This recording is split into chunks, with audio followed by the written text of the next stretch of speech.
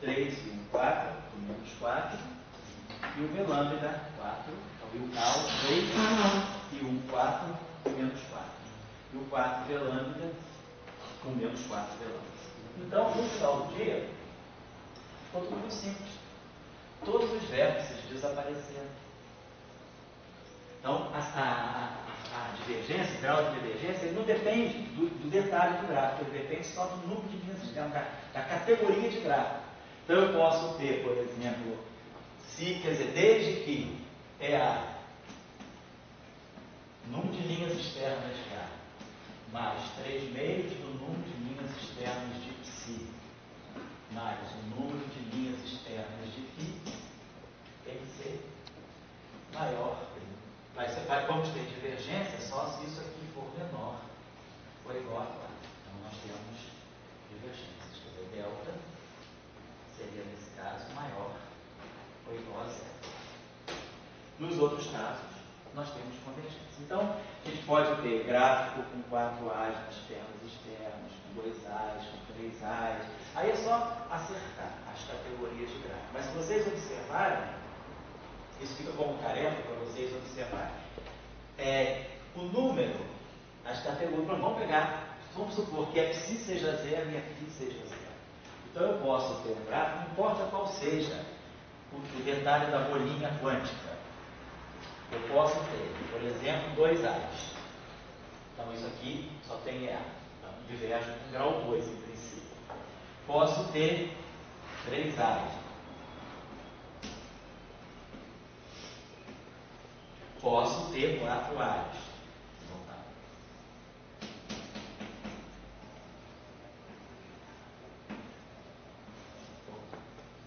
Posso ter 4. Todos esses aqui divergem.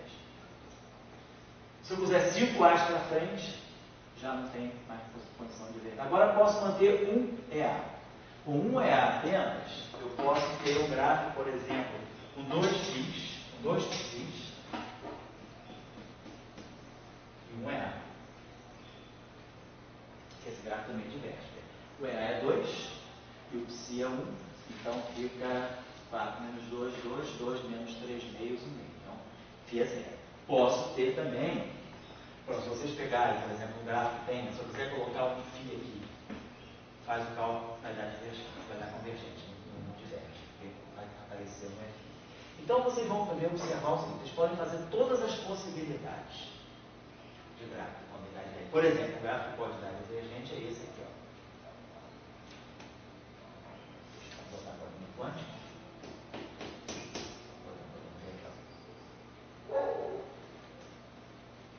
Isso aqui, com 2 Φs, com 2 A's.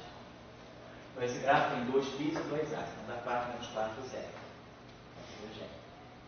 Isso está no Lagrangiano. No Lagrangiano eu tenho um verso, Φ está, Φ, tem um verso com 2 Φs e 2 A's. Eu tenho um verso com 2 Psis e 1 A. Tenho um verso com 4 A's, com 3 A's. Tenho um termo com 2 A's, que é o termo de propagação. Por exemplo, um outro termo divergente que eu posso dar licença para dar aqui, gerar aqui, seria algo desse tipo. Uma bolinha quântica. E aqui, uma estrutura de um cal. 2 Psis e o cal não, vou botar aí o cal aqui. Uma estrutura de um cal. Então, 2 Psis e o Φ. Esse gráfico também dá ponto divergente.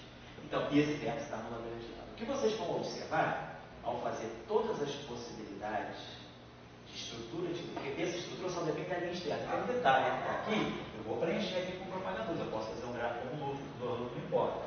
Independe da ordem perturbativa. O que está contando aqui é a categoria de gráfico. Então, nós vamos observar que esses deltas aqui, eles são sempre maiores ou iguais a 0, ou seja, as divergências estão localizadas sempre em categorias de gráficos que correspondem exatamente aos propagadores e aos vértices do Lagrangiano. Isso aqui é o propagador, A com A.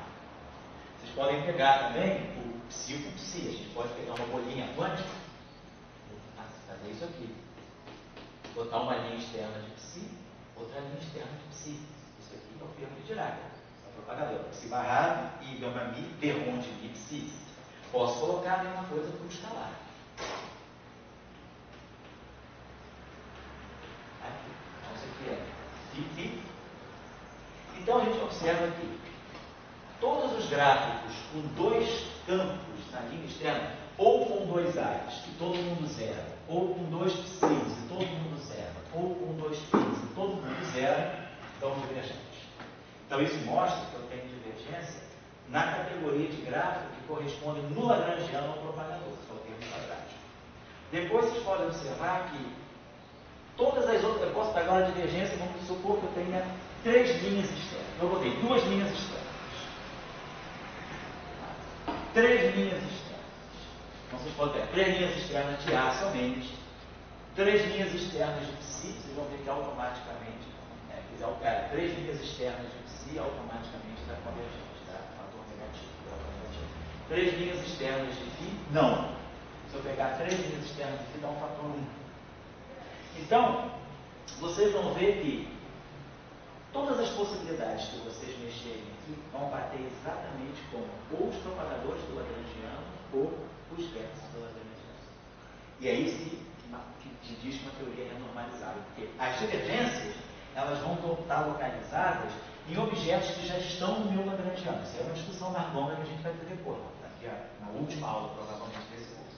E aí, para cada divergência que eu encontrar nesse tipo de gráfico, eu vou jogar aquilo que nós chamamos de contratermo do lagrangiano, e aí esse contratermo ele vai fazer uma redefinição dos parâmetros da teoria, dos próprios campos. Vamos fazer um processo chamado renormalização da função de onda, vamos renormalizar os parâmetros de massa e vamos renormalizar os parâmetros de acoplamento. Então, todas as renormalizações elas vão vir porque todas as divergências que eu vou localizar numa teoria de N-Mills como essa, elas estão presentes em categorias de gráficos que correspondem a propagadores e vértices do lagrangiano.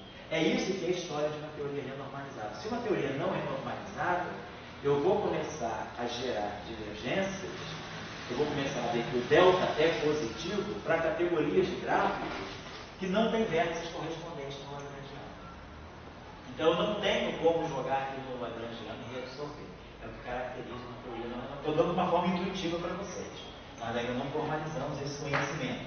Por enquanto, eu estou só anunciando para vocês que não é coincidência que, por exemplo, uma teoria de Yang-Mills completa, ela tenha divergências apenas nas categorias de gráficos que correspondem a termos do lagrangiano. Perceberam a colocação que eu estou fazendo? Aí depois nós vamos ver que isso sim é uma teoria renormalizável. Então, o exercício que eu vou deixar para vocês é refazer o mesmo exercício em 3 dimensões. Vocês vão agora para umas 2 dimensões espaciais.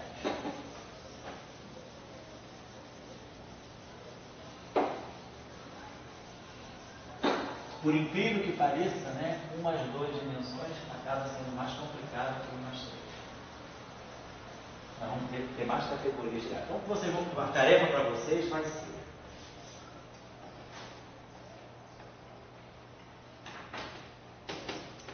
reconstruir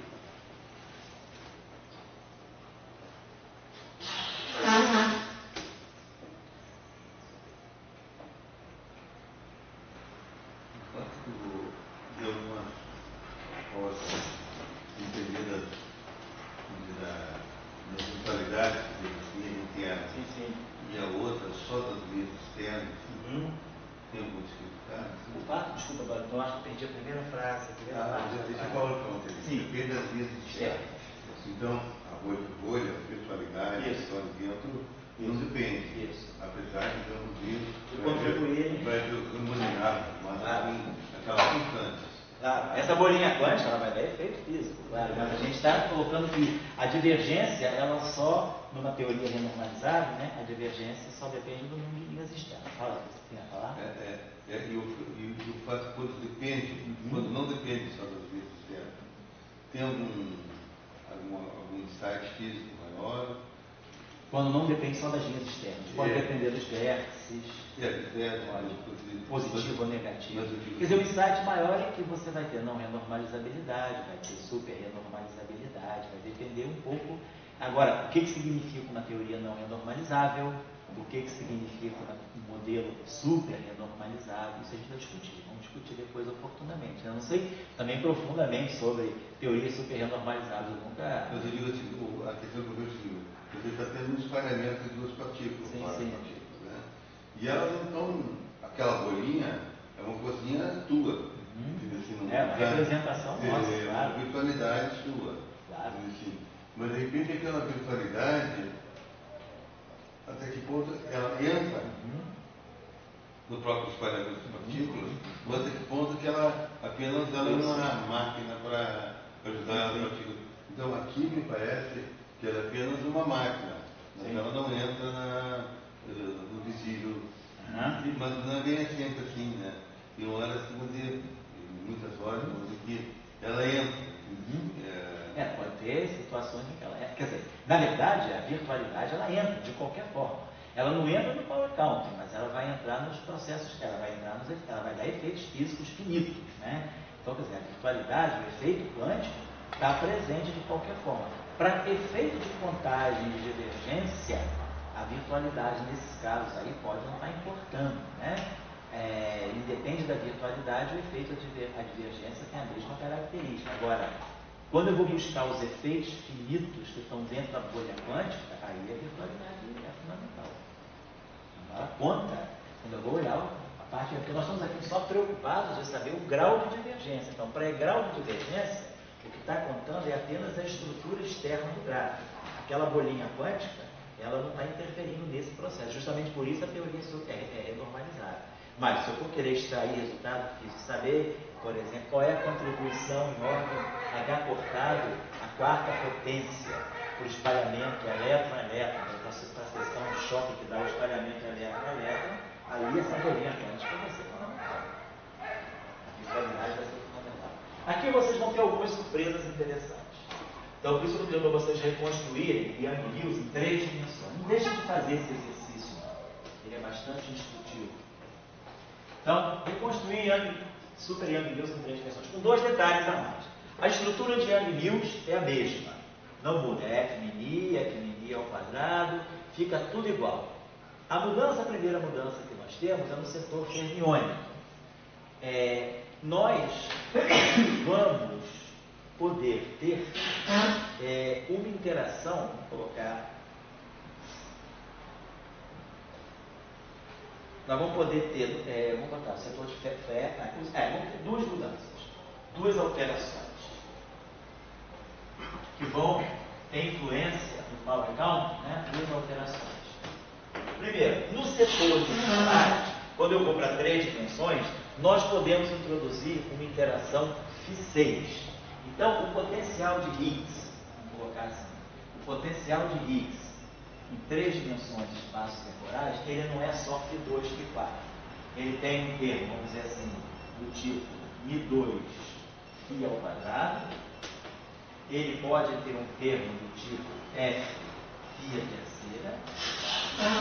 Ele pode ter o famoso termo, ele pode ter o termo lambda Φ a quarta. E vamos no Φ2, D2, lambda 4, e pode ter o termo F6. Então, o potencial escalar ele pode ser sexto em 3 dimensões. Então, isso já introduz um vértice a mais para vocês, o vértice 6 escalares no mesmo ponto. Essa é a alteração 1. Por que altera assim com a dimensão? Oi? Por que ela altera assim? Nós já tínhamos falado na aula passada, eu sei que você estava aqui, você não deve lembrar. É que, não tem problema, mas a gente já falou, só para vocês recapitularem lá atrás. É que quando nós tiramos uma teoria, nós fizemos a contagem de potência por uma teoria, um modelo do tipo Φ elevado a N em D dimensões. É verdade. E aí nós mostramos que em 3 dimensões, esse N pode ser 6. Tá? Então, em 3 dimensões, para a gente ter renormalizabilidade, a gente pode ter um potencial de Higgs que é 6. Certo? Depois, a outra novidade é no setor de acoplamentos de Yukawa. Em 4 dimensões, o acoplamento de Yukawa dos férmions é férmio, férmio, escalar. É um trivértice. Então vamos colocar aqui o setor de um caule de 3 dimensões, ele também é modificado. Ele pode ter a interação Y, vamos colocar aqui Y, que é psi barrado, psi φ, pode ter essa estrutura de interação, que é fermion escalar, fermion Higgs, mas eu posso também colocar essa interação aqui. Vamos dizer que seja uma interação X, Y, chamar de interação musical. Vamos chamar de interação Y-til, psi barrado, psi φ e ao quadrado. Quando eu digo φ, não é necessariamente φ, pode ser φ aqui, algo desse tipo. O que é importante é que a interação tenha 2 φ. Então, em 3 dimensões, vocês vão ver que a gente vai poder introduzir a interação quadrática de Higgs, uma interação que tem 2 termos e 2 escalares. Eu posso enriquecer o setor de Higgs sem prejudicar a contagem de potência. Agora, o que vocês vão observar de interessante é que em 4 dimensões, em 3 dimensões, vai sobrar um vértice, sinal negativo, indicando que a teoria tende a convergir mais e mais. Então, eu queria que vocês fizessem esse exercício. Eu não vou fazer, nem na próxima aula, não vou começar fazendo ele. Mas eu gostaria que vocês se reunissem e fizessem ele para me trazer o resultado. O que vocês vão observar é que a teoria de Young-Mills, o modelo de Young-Mills em 3 dimensões, ele acaba sendo super renormalizado. Então, a super renormalizabilidade dele é super renormalizada. E essa propriedade, ela advém, vocês vão observar, exatamente da interação de Young-Mills, vem dos vértices de Young-Mills. Então, ela é super renormalizada no sentido de que, se eu aumentar muito o número de vértices, e aí a bolinha quântica passa a influenciar no próprio power count.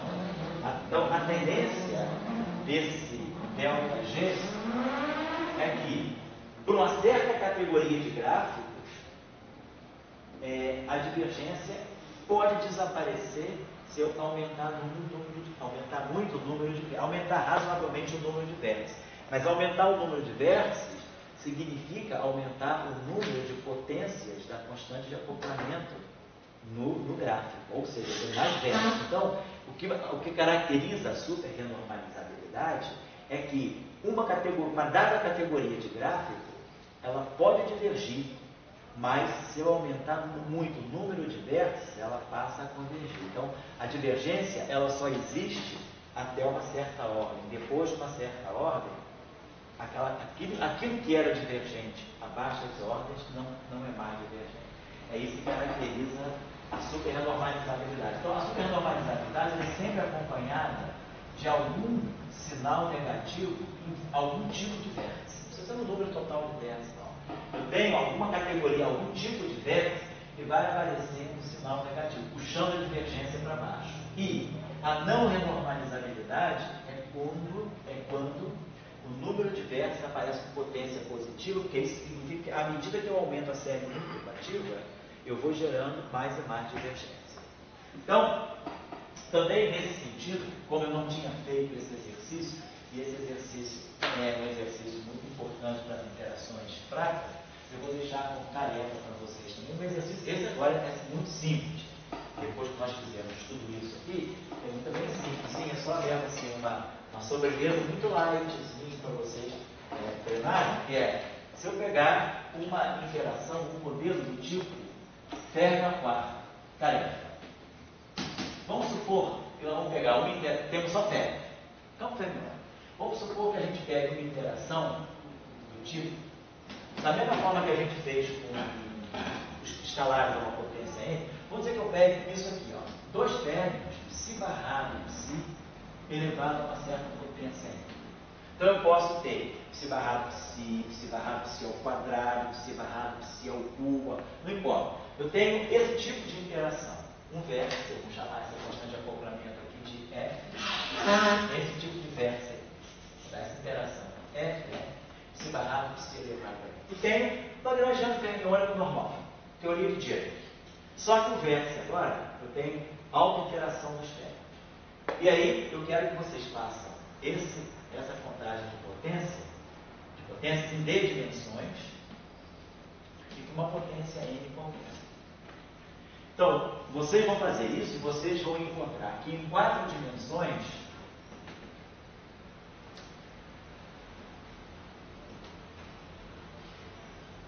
eu já tenho quebra de renormalizabilidade para N maior ou igual a 2. Então, isso aqui, então, 4 dimensões, N maior ou igual a 2, viola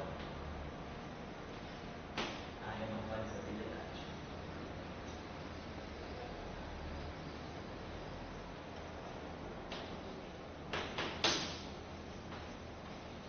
Então, vocês vão ver que em 4 dimensões só pode ser N igual a 1. Mas N igual a 1 não é interação, é um termo de massa de Dirac, já é um termo de Dirac. Então, em 4 dimensões eu não posso ter auto-interação de términos se eu quiser preservar a renormalizabilidade. Essa era a grande crítica da teoria de Fermi para as interações fracas. Fermi, quando propôs nos anos 30 uma teoria para as interações fracas, ele se baseou nessa ideia. O nêutron cai no próton, no elétron e no antineutrino do elétron. Então ele colocou uma interação que era do tipo: o campo do nêutron, vamos dizer, o campo do próton, o campo do nêutron, o campo do neutrino e o campo do elétron. São 4 campos distintos.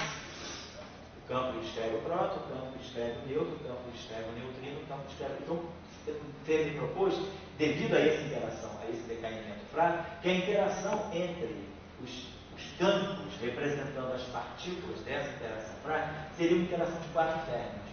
Seria psi barrado psi, psi barrado psi, no setor de hadrons e no setor de leptons. E aí, essa teoria, em 4 dimensões, é não renormalizável. Mas ela descreve com razoável aproximação o fenômeno. Então, isso é uma indicação de que essa teoria não é renormalizável, mas ela é aproximadamente boa. Então, quem sabe ela não é simplesmente o limite de uma teoria mais completa. Então, essa foi um pouco a ideia. E aí, qual foi a pancada que o Paulo tomou? Aí, Paulo aí nessa aí tomou a pancada de que não podia violar a qualidade. Essa foi a pancada do Paulo. Paulo sempre perdia, né? Cara, ele ganhou uma hora bem, mas também... Vê que ele falava muito, talvez seja isso. Ele se expõe muito, acaba também, né? Pegando, mas é esquerda. É bom. Oi? Isso é bom, né?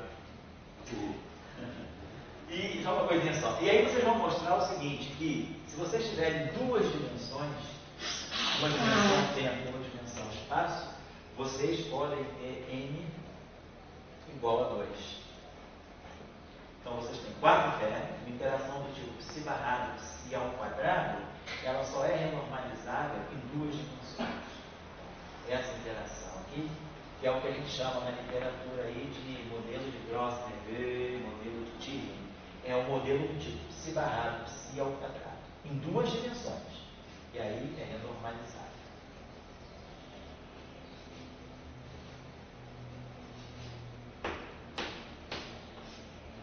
Certo?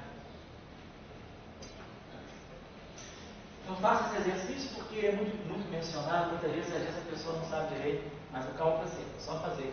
Faz o cálculo para psi barrado psi elevado a n, então vocês têm um vértice com 2n linhas periódicas. Né? Cada vértice tem 2 términos, então esse vértice aqui está elevado a n. Então, na hora de fazer a contagem, vamos colocar cada vértice contém 2n términos, com 2n psis. E aí faça o cálculo, vocês vão ver que tem essa relação. Certo? Para ter aquele menos V, aquilo depende de você ter mais vértices, teoria. Não depende de você ter mais vértices, não. Depende de você ter.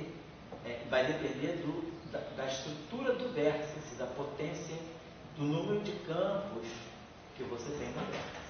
Você tem vértice sem potência, sem potência, sem a derivada, que é uma derivada. Não, sem derivada. Mas uma certa potência. Então, se você pegar o mesmo tipo de campo, um φ, então se você colocar, por exemplo, φ6, vamos dizer, colocar em menos V. Se você colocar, por exemplo, Ali que se botou Φ4, Φ6, vai aparecendo mais vértice. Isso, não, vai ter mais Mas vai necessariamente, não necessariamente. Não. Vai... Porque, por exemplo, nesse caso aqui, a gente vai ver que o vértice Φ4 é super renormalizável. Eu botei o vértice Φ6, o vértice Φ6 é renormalizável. Vocês vão ver pela contagem de potência que vai sobrar no final do dia um V lambda negativo. Mas o VF, que aumentou, eu botei mais esse VF em 4 dimensões, em 3 dimensões, ele vai desaparecer. Muito meio relativo. É uma questão que, no fundo, a gente vai entender isso melhor no outro curso, no curso 2 daqui. Quando a gente fizer grupos de renormalização e estudar invariância de escala. Aí a gente vai entender que é uma coisa chamada dimensão canônica. Vamos estudar melhor a dimensão canônica do campo e vamos ver que o que na verdade vocês já podem começar a perceber é o seguinte, é relacionar a dimensão do campo com a dimensão da constante de acoplamento. Vocês podem ver que não é uma coincidência, mas o exercício fica o seguinte, nós sabemos as dimensões canônicas dos campos. Se nós olharmos o Lagrangiano de escalar, dmi-φ. Como eu estou em 4 dimensões, a dimensão do Lagrangiano é 4, então a dimensão do φ, a dimensão do φ é 2, é massa ao quadrado, né? Porque a interação de Lagrangiano e tal propagador de transforma é dmi-φ. Se isso aqui vai para o Lagrangiano, isso aqui é massa 4. Isso aqui é massa, isso aqui é massa, então sobe massa ao quadrado para o φ. Então, φ tem dimensão de massa. Isso aqui tem dimensão de massa. Potência 1. Se eu pegar o Lagrangiano de Dirac, é psi barrado e gama mi, dmi, psi. Isso aqui tem dimensão de massa 4. E a dimensão do Lagrangiano é massa 4. Isso aqui tem dimensão de massa. Então, psi tem dimensão de massa 3 meios. E se eu pegar o campo de Tate, o campo de Maxwell, mesma história. Ele é dmi a mi, dmi a mi. Isso é massa 4. Então ele fica igual ao escalar, sobra para ele uma dimensão de massa. Então a gente sabe a dimensão de massa de todos os campos. Então quando eu olhar para uma interação, por exemplo, se eu pegar uma interação do tipo Φ4, em 4 dimensões, tem um acoplamento lambda. Φ4 tem dimensão de massa 4. A constante de acoplamento então é adimensional. Se eu pegar, por exemplo, em 4 dimensões a interação Φ6, isso aqui tem que ter dimensão de massa 4. Como isso aqui vai ter dimensão de massa 6, o lambda teria que ter dimensão de massa menos 2. Então, eu tenho uma constante de acoplamento com dimensão de massa negativa. Se, por exemplo, eu pegar um termo do tipo de 3, 4 dimensões, o lambda tem dimensão de massa. Para poder completar e bater, a dimensão de Lagrangiano é massa 4. Então, o que vocês vão observar é o seguinte, todos os vértices que são renormalizáveis e desaparecem do power counting, eles estão associados a constantes de acoplamento com dimensão zero, adimensionais. Todos os vértices não renormalizáveis, eles estão associados a constantes de acoplamento com dimensão negativa de massa. Então, quando a dimensão da constante de acoplamento Então, quando a dimensão da constante de acoplamento ela for massa a uma potência negativa, eu tenho não renormalização. Quando a potência for de massa positiva, quando esse seja positivo, né, eu tenho super renormalização. E quando a potência for nula, ou seja, quando a grandeza, o parâmetro de acoplamento for adimensional em massa, eu tenho renormalização. Então, isso parece uma regrinha de rua, né? Parece assim, uma regrinha empírica, mas não é empírica não. Ela tem razão de ser. Nós vamos explicar quando eu falar dos gráficos primitivamente gente, nós vamos entender por quê. Então, vocês observarem, por exemplo, se eu estou em 3 dimensões, estou em 3D. Se eu estou em 3 dimensões, qual é a dimensão do campo de Klein-Bordel agora? Se eu estou em 3 dimensões, o Lagrangiano de Klein-Bordel é dmi-φ. Dmi-φ. O Lagrangiano de Klein-Bordel. Então, se eu estou em 3 dimensões, isso aqui tem dimensão de massa terceira. Porque densidade de Lagrangiano, né? Potência integral de D3x de L é a ação. A ação é sempre adimensional. Então, se isso aqui tem dimensão de massa menos 3, isso aqui tem que ter dimensão de massa 3. Agora, então, como isso aqui tem dimensão de massa ao quadrado, isso aqui é momento, então é massa, massa. Sobra para o φ dimensão meio.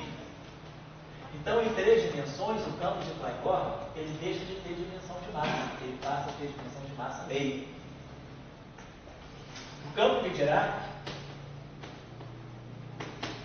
é psi barrado de psi, ele passa a ter dimensão de massa. E o campo de Max, o campo de Gauge, ele também segue o Plancor. dA, então eu sei as dimensões canônicas, as chamadas dimensões dos meus campos que estão no lagrangiano. Aí eu vou olhar para a interação. Se eu olhar essa interação aqui, φ4. Qual é a dimensão de φ em 4 dimensões, em 3 dimensões? É meio. Então, φ4 dá uma dimensão de massa ao quadrado. Então, esse parâmetro aqui em 3 dimensões, ele tem dimensão de massa. Em 3 dimensões, como φ tem dimensão de massa meio, esse parâmetro aqui é adimensional. Então, esse parâmetro aqui deve dar renormalizabilidade, esse acoplamento. E esse acoplamento aqui deve dar superrenormalizabilidade. Aí vocês vão ver que no Power Count, o V lambda vai aparecer negativo. Por exemplo, esse acoplamento aqui, o Fermi em 3 dimensões, tem dimensão de massa. Então, massa vezes massa, massa ao quadrado. Massa aqui a meio. Então, 2 mais meio, 5 meios. Então, eu preciso de uma dimensão meio aqui, para poder fazer a dimensão 3. Então, a constante de acoplamento de um cálculo tradicional, em 3 dimensões, ela tem dimensão de massa meio.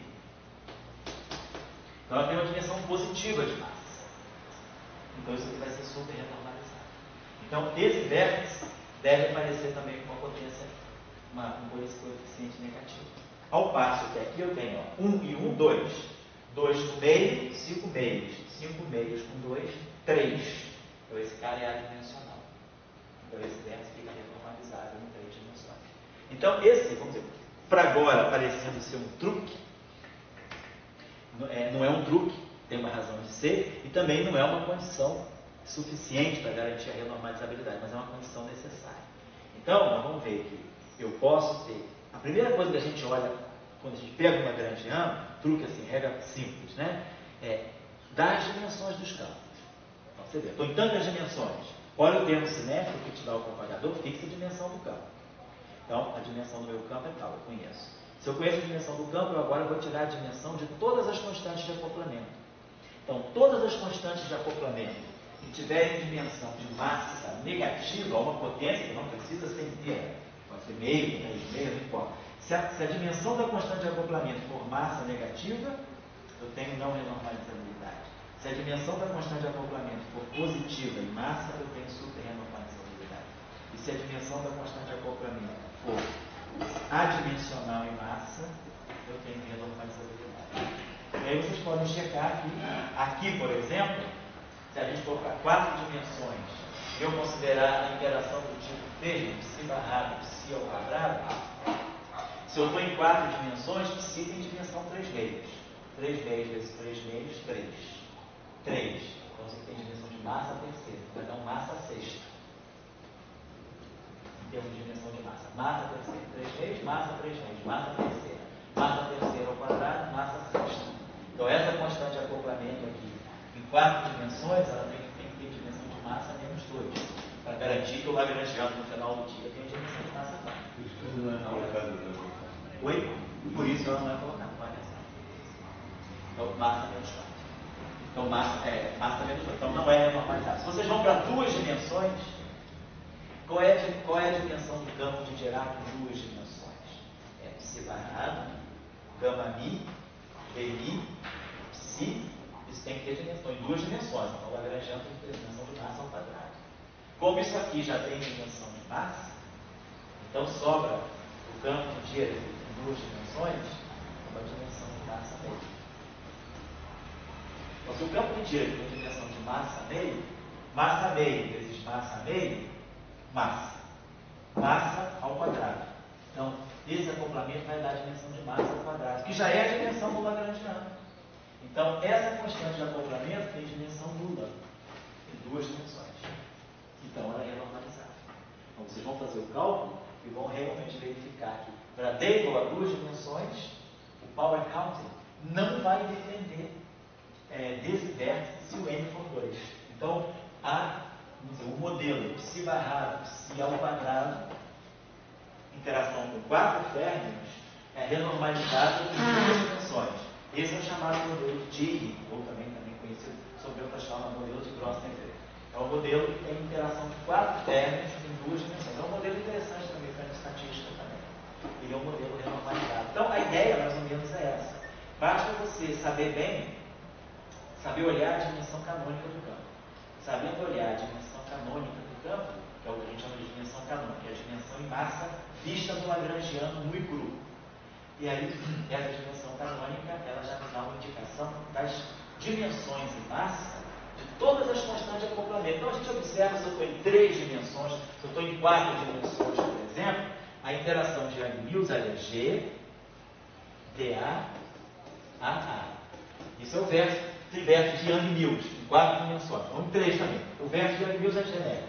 Se eu estou em 4 dimensões, isso aqui tem que ser massa 4. Mas se eu estou em 4 dimensões, o campo de Young-Mills tem dimensão de massa. Massa, massa, massa, massa, massa 4. Então, a constante de acoplamento de Gauge, ela é adimensional em 4 dimensões. Então, o G tem dimensão 0 se eu estou em 4 dimensões. Por isso que Young-Mills deu renormalizado. Se eu agora vou para 3 dimensões, isso aqui, o mesmo vértice de Young-Mills, a estrutura de Young-Mills é a mesma em qualquer dimensão. Então, o vértice é esse. Então, isso tem dimensão de massa fundo. Só que agora, em 3 dimensões, o A não tem mais dimensão de massa. O A tem dimensão de massa meio. Então, eu tenho meio, meio, meio, 3 meios. Esse cara aqui vai ter dimensão 3 meios com 1, 5 meios. Então, isso aqui tem dimensão de massa 5 meios. Certo? 3 meios mais 1, 5 meios. Para eu chegar a um 3 aqui, é preciso que a constante de acoplamento de Gauge em 3 dimensões tenha dimensão de massa meio. Então, em 3 dimensões, a constante de acoplamento de Gauge ela passa a ter uma dimensão positiva em massa. Por isso que Young-Mills é super renormalizado em 3 dimensões. Então, quando vocês fizerem os cálculos aqui desse exercício, vocês vão ver que o vértice de Young-Mills ele vai aparecer com coeficiente negativo, com um sinal negativo, mostrando que Young-Mills em 3 dimensões puxa a convergência para baixo, puxa a teoria para ficar mais convergente. Entenderam o mecanismo qual é? É simples. Agora vamos entender por quê. Na próxima aula, por que tem esse truquezinho de olhar tudo que eu fiz agora? Muitas vezes vocês vão fazer um power count incrível. Então vocês podem evitar de fazer um power count. Vocês podem já olhar as constantes de acoplamento e já saber. É o primeiro teste.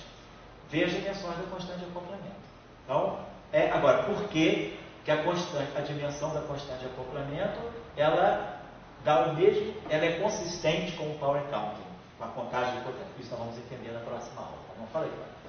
Digo, a questão do propagador, você pode ter também um propagador tipo M2 sobre K4. Sim, isso. Você mantém 1 sobre K2 que é dimensional. Isso. Você pode ter M2 sobre K4. Isso.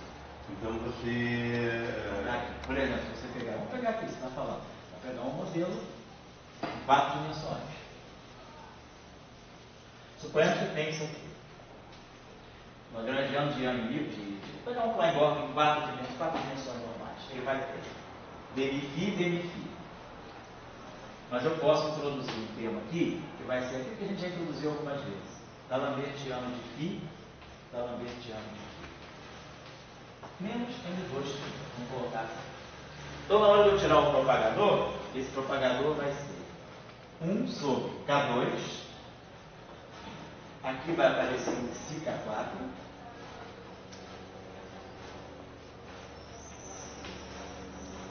Aqui vai ficar, na verdade, menos a mais K2. Aqui vai ficar D'Alembertiano ao quadrado, que é o K4, e aqui o menos M2. Então está aqui. Tá, se o psi é 0, beleza, eu recomponho Young-Mills. Mas agora, se o psi não é 0, eu tenho um propagador que no ultravioleta, esse termo domina. Ele vai com 1 sobre K4.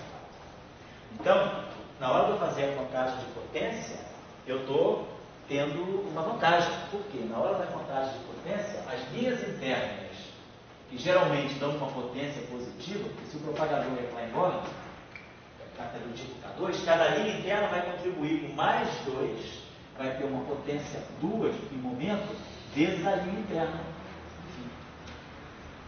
Mas se agora eu tenho esse modelo aqui, no limite ultravioleta, o meu K domina. Então, eu vou ter um propagador que, lá, quando K é muito grande, a contagem de potência vai ser isso aqui. Então, isso aqui vai ficar com potência, vai ficar com coeficiente 1. Ou seja, isso faz a teoria divergir menos.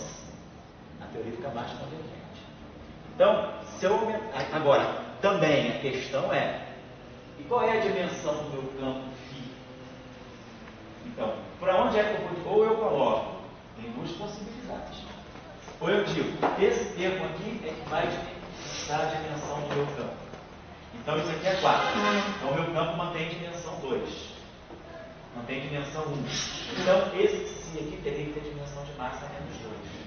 Esse aqui teria 1, 2, 3, 4, 2, 3, 5, 6. Então, esse aqui teria que ter dimensão de massa menos 2. Ou então eu poderia falar, não, e se eu fixar a dimensão canônica por aqui? Por que não é isso aqui, tudo que tem dimensão de massa 4? Então, eu poderia pensar, esse psi é um parâmetro adimensional. Vou dizer que isso tudo aqui tem dimensão de massa quarta. Porque a gente pensar bem o seguinte, lá na região de altas energias, qual é o termo que domina do Lagrangiano? Esse termo, ele oscila mais, ele é quadrático, ele é quartico na frequência. Esse aqui é só quadrático. Então, na região de altíssimas energias, esse termo deve dominar. Então, é esse termo que, para efeito de contagem de potência, que a gente está sempre interessado no limite extremo ultravioleta, esse termo deve contribuir mais fortemente. Então, a dimensão canônica do campo pode ser fixada por aqui. Então, o que eu vou poder fazer é, eu posso reabsorver essa constante, eu posso, por exemplo, pegar esse campo e dizer raiz de psi. Phi é um novo campo. Então, esse cara aqui eu posso dizer, eu posso botar, ou seja, eu posso botar esse aqui, vou botar, absorver esse raiz de psi, phi, vou dizer que isso aqui é meu campo psi. Então, isso aqui vai ficar 1 sobre psi, phi, aqui fica raiz de psi ficou aqui, e aí eu faço a mesma coisa. Mas então, ó, esse termo aqui é que é o termo dominante no limite ultravioleta. E aí eu fixo a dimensão canônica aqui. Isso aqui é 2, isso aqui é 4, então esse campo é adimensional. Se esse campo aqui é adimensional, isso aqui tem adimensional, adimensional. 1, 2. Isso aqui, então, esse sim tem que ter realmente dimensão de massa menos 2, para dar uma dimensão de massa quarta aqui. Mas quem está colaborando para renormalizar, para quem está contando no infinito, quem domina no propagador é isso aqui. Então esse propagador ele vai ser 1 sobre K2 sobre psi mais K4. E aqui também vai aparecer menos M2 sobre psi. Então no infinito quem domina esse termo. Então isso aqui ó, me dá uma contagem de potência melhor, porque diminui esse coeficiente positivo aqui. Aí se eu olhar a interação, por exemplo, se eu mantiver a interação lambda φ4, né? Então se eu tinha isso aqui, eu redefini, isso aqui ficou φ4 sobre psi ao quadrado. Então, esse campo aqui é adimensional. Isso aqui, esse lambda, esse campo aqui ficou adimensional. Então, essa constante de acoplamento total aqui, ela vai ter dimensão de massa ao quadrado. Esse que é psi tem massa menos 2, então você vai ter dimensão de massa ao quadrado. Então, se essa constante de acoplamento tem dimensão de massa ao quadrado, eu tenho super renormalizabilidade. Então, realmente, se eu tiver uma teoria com potências de derivadas mais altas, o propagador é mais convergente. Isso deve fazer a teoria ficar mais convergente. Então, se lambda, se esse termo aqui, o lambda φ4, me dá a renormalizabilidade, se eu agora estou colocando aquele termo da Lambertiano de φ ao quadrado, o que eu estou fazendo? Eu estou aumentando a convergência. Então, se a teoria ela é renormalizada, a tendência dela é cair a divergência, ela vai ficar super renormalizada. Então, por isso que a gente diz muitas vezes que introduzir termos simétricos com derivadas mais altas, ele colabora para a teoria ficar mais convergente no ultravioleta. A razão é essa. Agora, a questão é, Muitas vezes, quando a gente introduz derivadas mais altas, eu estou introduzindo polos múltiplos. Eu estou aumentando a estrutura de polos do denominador. E isso aí pode formar ghosts. Então, o problema é eu seguro por um lado, mas posso estragar. Eu melhoro a renormalizabilidade, mas posso destruir a unitalidade, porque vão aparecer partículas com probabilidade negativa de existir. Isso é o código. Nós falamos ghost, vai olhar o resíduo do propagador. Um polo desse tipo aqui, ele pode ter um resíduo negativo. Um dos polos tem resíduo negativo. Oi? Procurar em outro espaço. Isso, procurar em outro espaço, então colocar algum tipo de interação que desacorda aquele ghost na matriz S. Tá certo? São detalhes que não são triviais, nada triviais. Tá certo? Essa discussão perdurou na literatura da quantum gravity por mais de uma década. E voltou agora de novo. Tem saído recentemente trabalhos muito interessantes sobre gravitações massivas, anormalidades unitárias. Tem saído de novo, está se formando de novo uma indústria com novas formulações de gravitação massiva e renormalizáveis, porque se entende que se a gente imagina que a gravitação é um setor da teoria de cordas, então você pode jogar mais termos no lagrangiano da gravitação, que podem ser efeitos de baixas energias de cordas. E aí isso pode melhorar a renormalizabilidade da gravitação. É uma discussão que está rolando na literatura, bem atual. Sim. Está entendido? Vamos finalizar. Está entendido qual é a questão, então? Então, eu acho que essa discussão eu posso fechar por agora. Esse é um ponto muito importante. Você está na teoria quântica de campos, querendo construir agora teorias fundamentais. Quer dizer, a gente sempre pensa que eu quero construir uma teoria de campos que seja em harmonia com princípios fundamentais. Tem que ser invariante de Lorentz, se eu quiser construir uma teoria seja relativista, ou seja, ela tem que ter covariância de Lorentz. Eu quero que a teoria seja compatível com a causalidade, que ela não viole a causalidade. Quero que a teoria seja compatível, quero que a teoria possa ser calculada, quero que ela seja renormalizável, quero que ela seja fisicamente interpretável, que ela seja unitária. Então, nós temos uma série, depois, claro, eu quero que ela reproduza efeitos experimentais, vamos colocar assim. Então, eu tenho uma série de requisitos na construção de uma teoria de campo. Então, a ideia é tentar construir a teoria mais completa possível. Mas, às vezes, eu melhoro a renormalizabilidade, destruo a unitalidade, vice-versa. Então, nem sempre é simples a gente ter uma teoria que faça isso tudo. Yang-Mills consegue. Yang-Mills consegue, pelo menos do ponto de vista ultravioleta, ela consegue essa façanha. A questão é o que é Yang-Mills no setor de baixas energias. Aí a situação é mais complicada. Também se discute isso, é uma questão discutível. Tá? Mas os elementos são esses. Vocês, com esses elementos, a gente pode estar pronto para começar a pensar em construir teorias mais fundamentais, buscar teorias mais, vamos dizer assim, mais básicas para a gente compreender as interações. Pode não dar, né? Você não acha assim, em termos de teoria, assim, um ato assim, muito, vamos dizer, uma sofacão, você esse neutro aqui vai acabei a aula por hoje, tá? Isso aqui. Então, só porque pode ser uma última instrução, mas eu não vou dar mais aula, acabou, tá? Fiquem lá. Esse você faz ali, vai fazer uma interação prática, neutro, próton, isso ali. Sim. Daí está aquilo ali. Daí o lambda psi4 você joga fora. Sim. Só porque tem uma coisa técnica, sim. que é renormalizável. Sim. Né? Isso. Você não acha que assim, digamos, deveria, já que você tem essa reação neutro de próton, esse gráfico ali embaixo deveria ter a filéria. Assim como teoria, vamos dizer. É que, claro, a gente não somos subjugados, né? Mas se você fosse preferido uma teoria que está nascendo, você, claro, e o cara não tivesse sair, você dá um cacete no cara. Fermi não tomou cacete? Quando Fermi fez a teoria das interações práticas, ele tomou cacete. Em 1933 ele não conseguiu publicar o paper dele. Só conseguiu publicar o paper dele em 1937. O paper em que ele lança as interações práticas. Ele não conseguiu publicar. A revista mandou o repórter do referiu foi dizendo que isso aí é uma coisa fora do mundo. The guy is out of his mind. Foi a resposta do referiu, uma resposta agressiva. Né? O que já era famoso? Não, ele já era famoso, mas não era Nobel ainda. Ele foi Nobel só em 37 ou 38, mas ele já era famoso, já era convidado para dar curso, ele já era, vamos dizer, era o Papa da física italiana já em 33. Veja assim, esse grupo de procedência. Out of his mind. É essa? Tem uma frase. Não é exatamente isso, mas essas ideias são completamente. Eu vou te dar. Eu tenho escrito no seminário que eu dei.